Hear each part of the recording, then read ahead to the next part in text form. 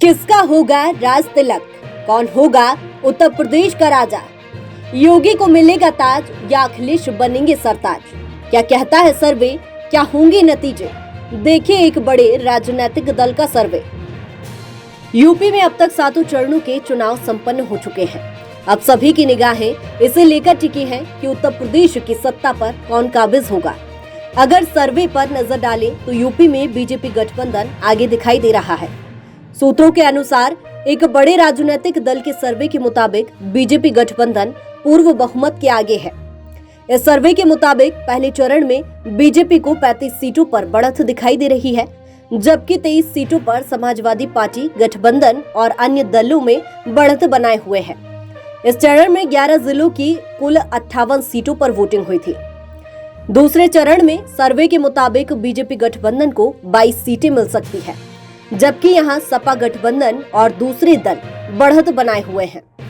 सपा गठबंधन समेत अन्य को 33 सीटें मिल सकती है।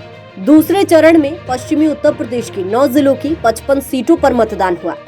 वहीं तीसरे चरण में सर्वे देखें तो 32 सीटें बीजेपी गठबंधन के पास जा सकती है, जबकि लगभग 27 सीटें सपा और अन्य दलों के खाते में आ सकती है। तीसरे चरण के लिए 16 जिलों की 59 विधानसभा सीटों पर वोटिंग हुई थी। चौथे चरण में बीजेपी के खाते में 38 तो वहीं सपा और अन्य दलों को 21 के आसपास सीटें मिल सकती है। ये सर्वे चौथे चरण के 9 जिलों की 59 सीटों पर किया गया है।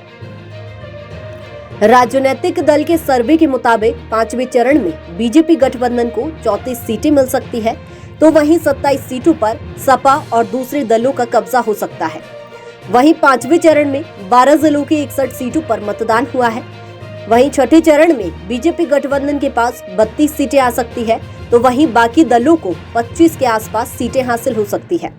पूर्वी उत्तर प्रदेश के 10 जिलों की 57 विधानसभा सीटों पर मतदान हुआ है।